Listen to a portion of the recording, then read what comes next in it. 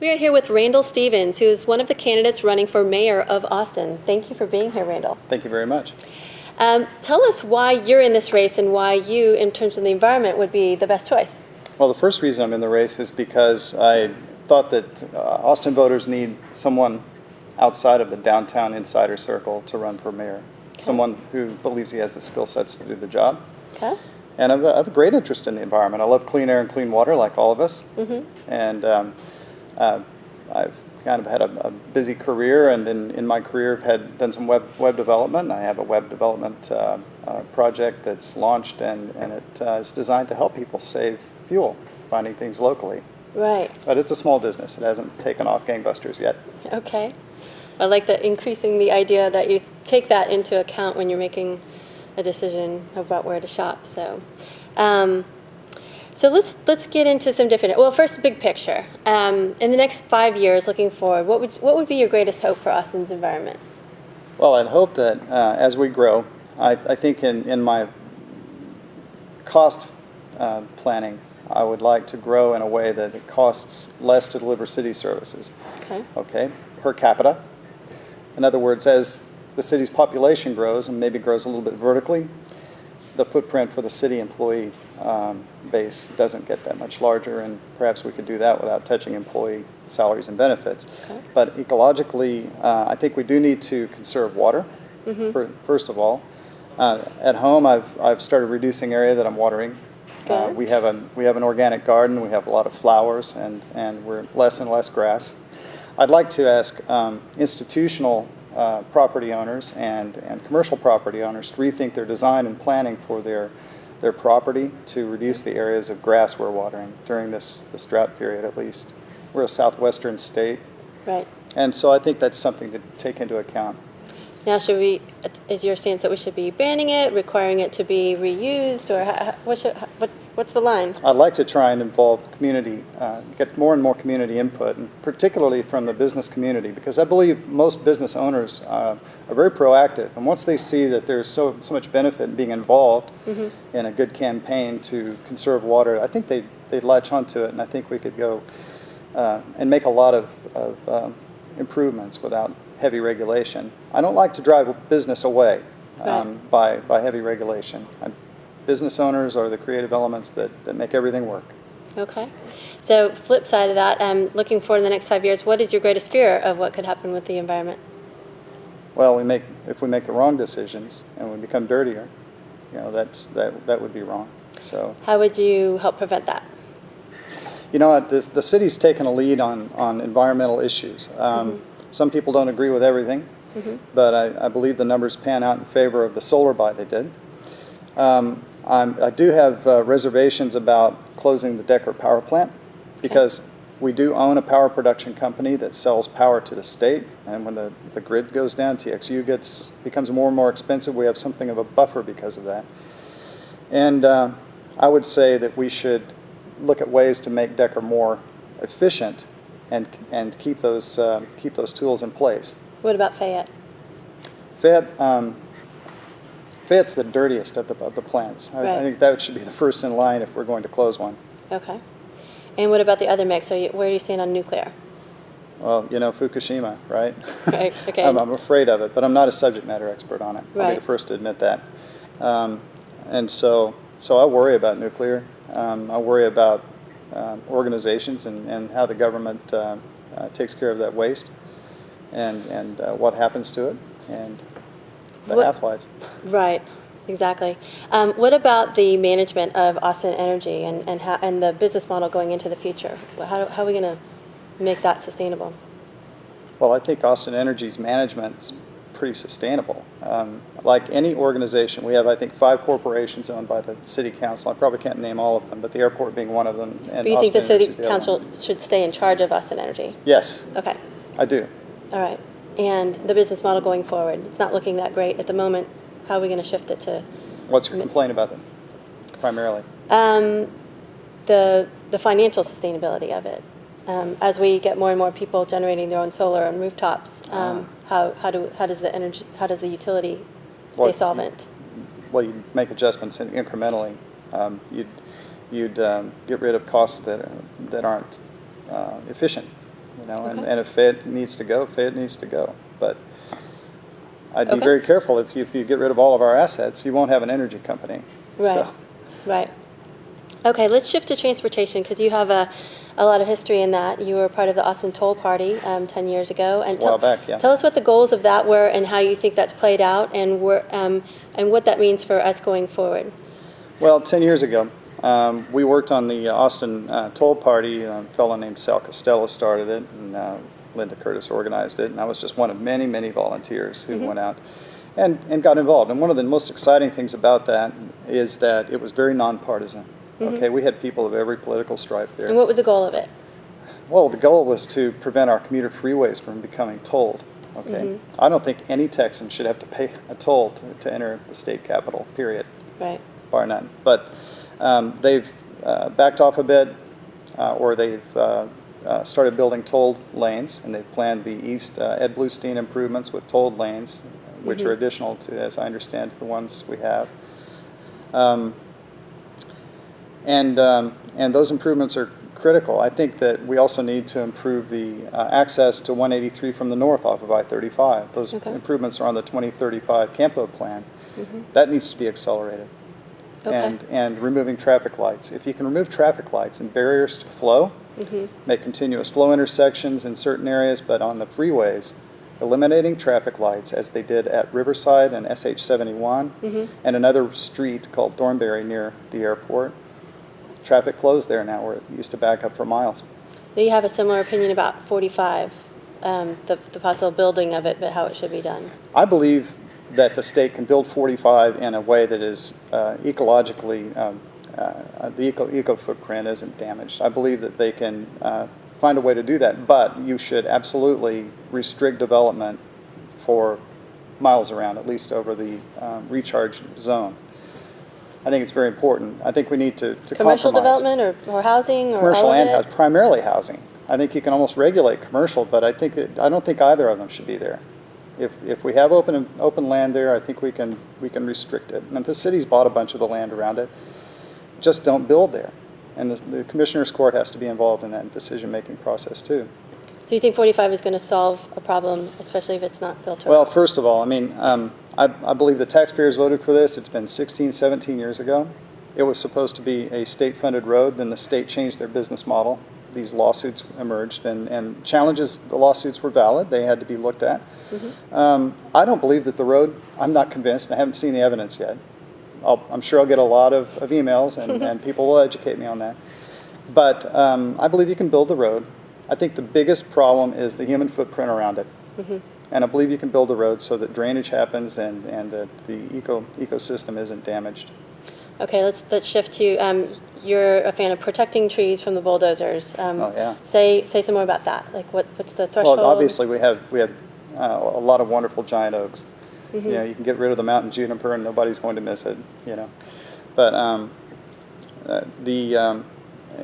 I just believe that we should restrict cutting those trees if we can. I do think we need to do a lot of development, and a lot of the area that I would like to see developed does have oaks on it. And Where would that be? Well, East Ed Bluestein, outside of 183 primarily. There's a lot of land. But I believe things can be done. So talk about land use development. We've just adopted Imagine Austin, and that's going to be translated into code next, evolution of our code. What do you think that we should be driving toward? What will the city look like in the future in a way that will be sustainable for us? I think that the best model right now, I think we need to move from imagining Austin to death and is inspiring Austin to grow smartly. Okay. And we need to That's build what you call along. your program, right? I would think so. We need to move forward. It's time to take that step. And I believe in code development and tying that in with commercial development and in the incentive programs to the extent which the future council decides to let them be funded, should shift the balance from attracting large out-of-state firms to come in, bringing populations of people, Right. to attracting regional small business to occupy first the existing vacant commercial real estate, Okay. and to a lesser extent developing new properties. But we do also need to develop. I hate to use the word affordable housing. I'd say inexpensive housing. And I can tell you that I saw an example 30 years ago when I returned from the Air Force to civilian life. I was in Tulsa. I went to work up there. And as a child, that was a very segregated city. And it was inexpensive housing, apartments going up by the score, put up by a builder up there that changed the demographic for the better. It's a different city today. Right. And it was always a friendly city. We had that problem, and that problem's gone. Now here we have an economic segregation. We have a problem with large numbers of people in Austin aren't able to stay in their homes because their wages aren't keeping up. Do you have a strategy for dealing with that? You know, I can't make a promise on that. All this is happening. I believe the growth of Austin, again, bringing in large companies, again, the growth of downtown has happened at the expense of the periphery.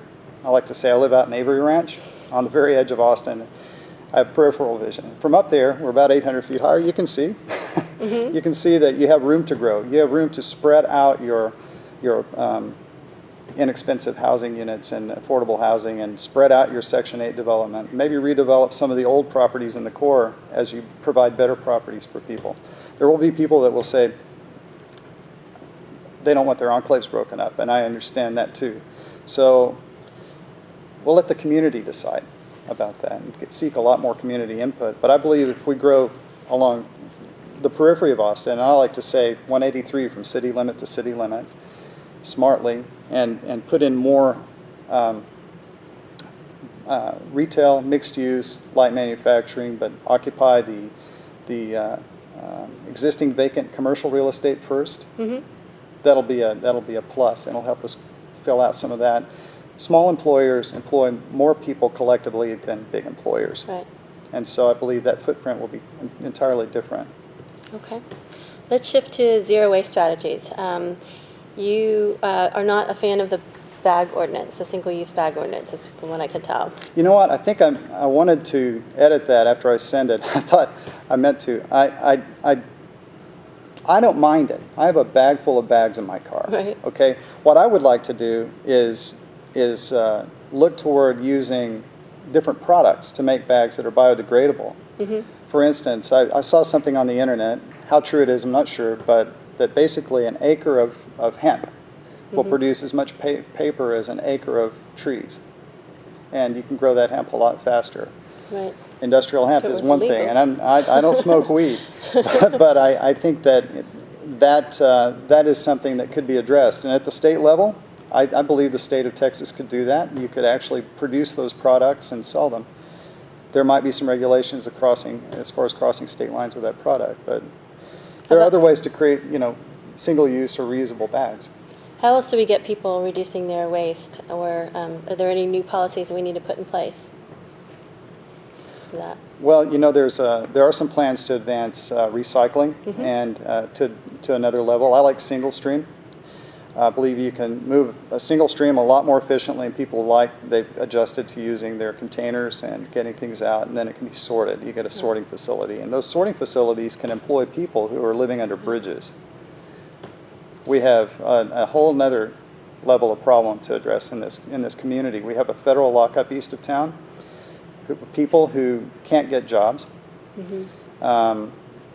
We have this potential opportunity to redevelop our recycling programs, having people employed at wages that'll help them in temporary housing if necessary, and getting people into programs like the MAP program. The MAP card is federally funded, and they can get in to see a primary care physician instead of going to see an ER doctor. Right. It'll save tens of millions of dollars. All right. It'll be almost a self-funding program. Excellent. Let me shift it back to zero waste for one more. Composting. Yeah. What should we be doing? Well, we have urban farming. Okay, I have my wife and I have 4 6-by-12 foot box gardens we've put in the backyard. And it's all organic. Composting helps. People have waste that you can put it in a separate container, and I believe that there are some neighborhoods they've already been working with people to start using the composting service. Right. I forget what they call it. Forgive me. Compost peddlers, yeah. Compost Peddlers is Yeah. the company that brings them out, Right. and they peddle it out. Okay, cover landscape, water, transportation. You have an interesting idea about what we should be doing in terms of a hybrid urban rail system. Well, I came out against Prop 1. And initially I was starting to lean towards it, but then I started looking at some of the numbers on it and the cost. It's really going to cost, based upon, and it has limitations on ridership. Okay?